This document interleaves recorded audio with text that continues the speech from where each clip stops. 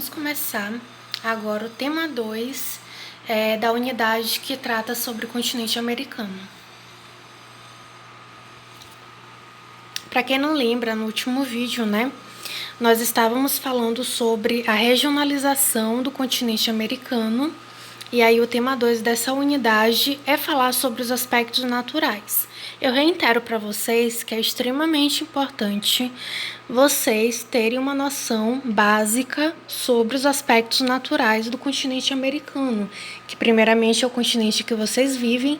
Nós já vimos aqui alguns aspectos gerais sobre o continente americano, as linhas imaginárias que cortam o continente, e isso vai auxiliar muito para vocês poderem compreender algumas características naturais aqui que nós vamos ver. E também quando nós falarmos sobre população e economia, tudo está relacionado com esse primeiro, entenderam? Com esse primeiro momento que nós falamos sobre esses aspectos naturais, que vai ser explicado para vocês ao longo da aula. Sempre vi uma perguntinha, As características naturais do continente americano, elas são homogêneas? Eu acho que eu já deixei bem claro para vocês no outro vídeo que não, Nós temos aí no continente americano uma extensão norte-sul que permite que o continente americano seja cortado ali por várias linhas imaginárias, Círculo Polar Ártico, Trópico de Câncer, linha do Equador, Trópico de Capricórnio. E essas linhas imaginárias, como nós já vimos na outra aula, elas vão influenciar aí nas zonas térmicas do planeta. O planeta ele não tem aí a sua incidência solar, a recepção de incidência solar homogênea. Existem localidades do planeta que tem maior incidência solar, que é o caso ali das zonas entre os trópicos, zona intertropical. Então, o continente americano ele está disposto de uma forma geograficamente, uma localização que existem regiões que estão na zona polar e existem regiões que estão na zona mais quente do planeta. Então, nós vamos ter aí uma variedade climática e, por conta disso, também uma variedade de vegetação bem grande. Eu coloquei algumas informações que é importante sempre vocês anotarem no caderno de vocês, fazerem um resumo de vocês. Nesse período de pandemia é extremamente importante. A partir de vocês também a iniciativa de organizar o material de vocês, tá? A gente tem aí características gerais, só para reiterar. É uma vasta extensão territorial, áreas no hemisfério norte e sul, grande diversidade de formas de relevo, clima e vegetação, que nós vamos ver aí ao longo da aula. Características naturais, elas são importantes para o processo de ocupação. Nós vamos ver isso melhor no tema 3, que fala sobre população. E também nos diferentes tipos de modos de vida, que as pessoas elas vão se adaptar ali à natureza que nós vamos ter aí no território americano. Para iniciarmos, a gente vai começar a falar sobre relevo, tá? E aí, resumindo tudo, que nós vamos ver aí parte por parte, Mas de maneira geral, bem resumida, a gente poderia dizer que o relevo do continente americano ele é formado por 4 conjuntos de relevo: altas cordilheiras, planícies, depressões e planaltos.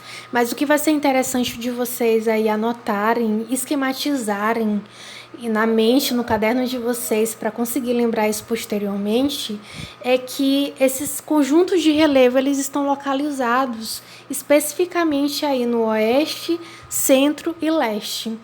Não sei se vai dar para acompanhar, mas eu coloquei as cores e localizei no mapa. Então, tentem associar aí o que vai estar escrito, o que eu vou estar explicando, e o que está aí na lateral, no mapa, Então, vocês podem observar aí que eu coloquei aí do oeste, centro e onde fica o leste. Em verde, em círculo verde, nós vamos ter em toda a extensão oeste do continente americano a presença de altas cordilheiras. Então, por toda a extensão do oeste do continente americano, você vai ter as cordilheiras montanhosas. No centro do continente, você vai ter a predominância das planícies e das depressões. E no leste, que é onde o Brasil está localizado, nós temos aí a presença predominante de planaltos, tá bem? Então, nós vamos ter aí um certo padrão, do relevo americano oeste, centro e leste. Então é importante vocês, o que tem no oeste de relevo? Vocês têm que lembrar que é a cordilheira. O que tem no centro? Planície, depressões. O que nós temos no leste? Planalto, predominantemente planalto. Então, o que nós temos aí na costa oeste? Montanhas. E por que nós temos montanhas? Vocês vão ter que revisitar na mente de vocês um conteúdo de geografia lá do 6º ano, né? Que nós temos aí as placas tectônicas, o movimento das placas tectônicas. Ocorre a movimentação de placas tectônicas no oeste do continente americano, gente. Então, as placas tectônicas, elas estão se chocando. Então, vocês podem observar que eu coloquei setinhas aí no mapa de placas tectônicas, né? E essas placas tectônicas, elas estão indo em direção à outra. Eu vou colocar aqui eu nem vou colocar, não vai dar para eu escrever nesse momento. Mas olhem ali, localizem no mapa a placa norte-americana, ela está indo de encontro com a placa do Pacífico e a placa de Juan. Então, vocês vão observar que esse choque de placas tectônicas, como está no esqueminha ali que mostra a formação das cordilheiras dos Andes, uma das placas ela vai afundar. Por exemplo, no esqueminha ali que mostra a formação das cordilheiras ali na América do Sul, que é o encontro da placa de Nazca, que é a placa sul-americana, que é onde nós estamos localizados. Então, a gente observa que a placa de Nazca ela desce ali pro manto, enquanto a placa sul-americana ela vai fazer ali, vai de encontro à placa de Nazca e ela vai se dobrar. E esse dobramento é o que nós chamamos de cordilheiras montanhosas. Então, cordilheiras montanhosas também podem ser chamadas de dobramentos modernos. Modernos porque acontece recentemente na escala geológica do planeta, que é muito extensa. 65 milhões de anos atrás é recente. Então, essa dobra ela acontece aí ao longo de 60 milhões de anos até hoje. Então, dobramentos modernos, que são as cordilheiras montanhosas. Então, é por conta desse encontro de placas tectônicas, tá bem? E aí, nós vamos ver aqui essas montanhas parte por parte do continente americano. Iniciando aí com a parte norte do continente americano, nós vamos ver que as cordilheiras elas vão ter denominações diferentes aí ao longo desse território. Lá na América do Norte, a gente tem nos Estados Unidos e Canadá a denominação de montanhas rochosas. Lá no México é chamado de Serra Madre Ocidental e Serra Madre Oriental. Observem aí essas informações no mapa, localizem no mapa. E na América do Sul, a gente denomina a Cordilheira dos Andes. Eu coloquei imagens aí no fundo que mostrem essas cordilheiras. Aí no fundo nós temos as montanhas rochosas. E aqui nós temos no fundo aí a Cordilheira dos Andes, que é, lembrem-se, resultado do encontro de placas tectônicas, tá? E é importante também fazer aí toda uma associação, né, com os povos étnicos pré-colombianos que existiram aqui no território americano, né? E por falar aí de montanhas, os incas, né? Eles é um povo, uma civilização que se adaptou a viver em áreas montanhosas. Mais na frente nós vamos ver que áreas montanhosas elas não são legais para Tava vendo aqui o horário. Elas não são legais para a ocupação humana, porém a civilização inca, diferente do que nós temos aí um pressuposto de pensar que as civilizações de povos nativos, eles não são tão assim desenvolvidos, mas os povos que existiram aqui na América, eles eram bem desenvolvidos. Os incas, por exemplo, eles dominavam a engenharia, dominavam aí a arquitetura, porque eles conseguiam fazer construções nas montanhas, a exemplo aí de Machu Picchu, que é uma das principais cidades dos povos incas. A gente também aí tem uma imagem que mostra as curvas de nível, que por ser um relevo muito íngreme, eles faziam terraços, né, que são chamadas de curvas de nível, para poder fazer plantações. Então eles se adaptavam e desenvolviam diversas técnicas, o que demonstra, sim, um desenvolvimento técnico-científico por parte desses povos, entenderam? Isso é só para exemplificar para vocês, tá? Na costa leste, a gente vai ter aí as montanhas, só que aí tem um porém, tá? Montanhas antigas, tá bem? E planaltos muito antigos também, que vão estar sofrendo desgaste. Percebam a diferença da costa oeste para a costa leste. A costa oeste, as montanhas, elas estão se formando, elas têm elevadas altitudes. Aqui na costa leste, nós temos o desgaste, então a gente tem aí essas montanhas bem antigas diminuindo de tamanho, porque os agentes externos estão desgastando este relevo, ou seja, estão desgastando, está diminuindo esse relevo, está retirando os sedimentos desse relevo, e esse relevo tende a ficar com uma altitude menor. Tá bem? Essa que é a principal diferença que vocês têm que notar. Nós estamos no leste, aqui no Maranhão. Então, vocês podem observar que vocês, pela janela de vocês não vão encontrar montanhas na paisagem de vocês. Vocês vão encontrar um relevo bem planificado, mais no interior ali do Maranhão, do centro do Brasil, vocês vão encontrar planaltos. Vocês podem até achar aí que são altos, né? As serras de Minas Gerais, ali em Carolina nós temos aí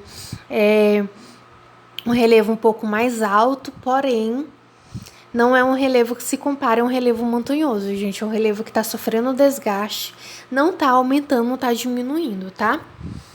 E, né, por denominação, na América do Norte, nós temos aí o Planalto Laurentiano no Canadá e Montes Apalaches nos Estados Unidos. Aqui na América do Sul, nós temos o Planalto das Guianas, ali mais ao norte da América do Sul.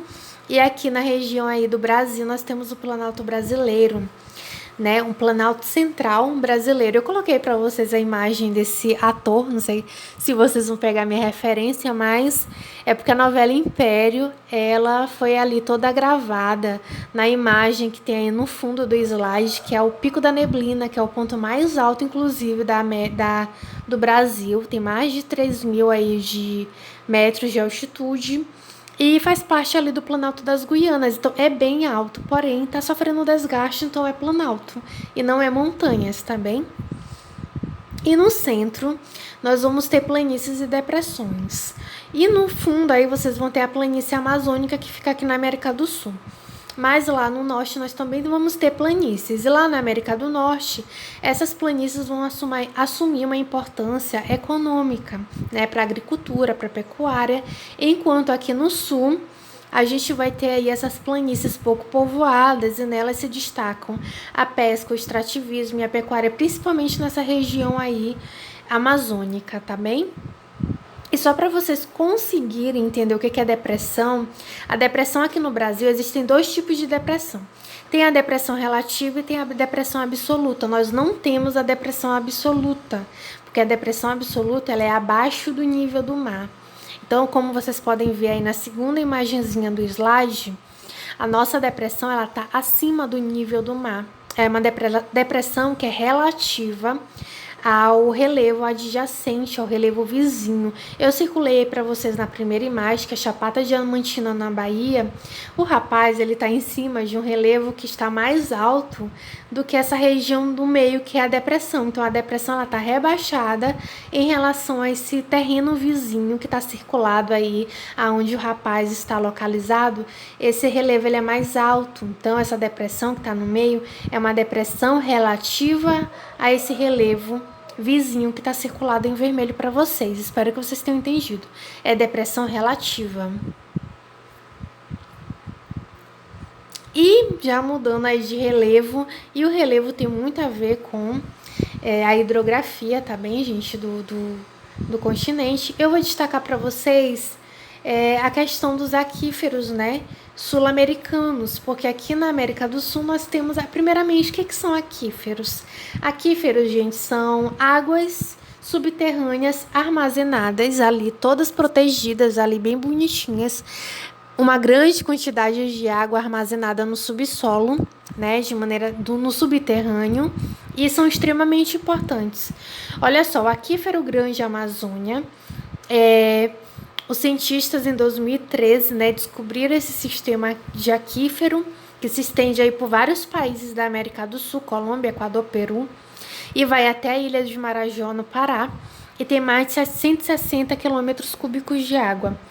Equivale a demanda mundial por mais de 250 anos. Olha a importância que esse aquífero tem. E lá no sul, o Brasil ele tem aí, tem os dois principais aquíferos, viu?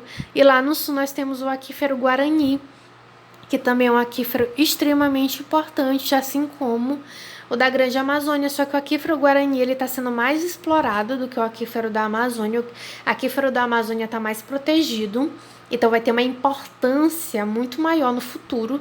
O aquífero Guarani também é importante, mas ele já está aí sendo muito já utilizado, tanto que os países ali, Argentina, Brasil, Paraguai, Uruguai, eles estão criando acordos para poder fazer a gestão desse aquífero. E aí nós vamos ter, eu vou destacar para vocês as principais bacias hidrográficas da América do Sul. A América do Sul se destaca bastante, principalmente por estar próxima da linha do Equador, que é uma região mais úmida, e aí vai ter mais água, né? Então, nós temos aí a bacia do Orinoco lá no norte da América do Sul, mas o mais importante mesmo é a bacia do Amazonas, que é a maior do mundo em área e volume. E a bacia do Prata, do Rio Prata, que abriga grandes cidades e abastece muitas cidades, muitas áreas urbanizadas. Essa bacia é extremamente importante para a Argentina e para o Paraguai, então ela tem uma importância muito grande. Outra coisa que é importante vocês entenderem sobre a dinâmica sobre a hidrografia da América do Sul é justamente aí o rio de nuvens, tá? Como é que nós vamos entender isso? Eu quero que vocês observem o mapa e vocês vão observar no mapa que existe uma linha vermelha ali, uma seta vermelha que vai mostrar todo o caminho que as nuvens carregadas de umidade fazem. Primeiramente, formam-se nuvens úmidas ali no Oceano Atlântico que vão em direção à floresta amazônica. Ali na floresta amazônica, essas nuvens elas se carregam mais porque a floresta amazônica ela é um umidificador do planeta, geram muita umidade. Então, essas nuvens carregadas de umidade, elas vão em direção ao Oceano Pacífico. Porém, o que nós temos ali no Oceano Pacífico? A Cordilheira dos Andes. E a Cordilheira dos Andes é uma barreira natural que faz com que essas nuvens se desviem, essas massas úmidas se desviem, esses rios de nuvens se desviem e vão em direção ali ao sul e sudeste da América do Sul. Então, essa região ali de São Paulo, Buenos Aires, todas as chuvas que ocorrem ali, ocorrem por conta dessa dinâmica. Então, o que acontece lá na floresta amazônica é extremamente importante para o sul da América do Sul, porque as chuvas que ocorrem lá ocorrem por conta da floresta amazônica, que carrega essas nuvens de umidade. Gente, eu vou parar aqui, tá bem? Na próxima aula a gente vai ver clima e vegetação. Mas eu vou parar aqui para não ficar um vídeo muito longo e vocês conseguirem assimilar aí direitinho as informações aí dessa aula, né, dessa primeira aula. Então, eu vou dividir essa aula de aspectos naturais em duas, tá bem? Não é o ideal, mas eu acho melhor não fazer vídeos muito pesados. Então, na próxima aula é a parte 2 de aspectos naturais, tá?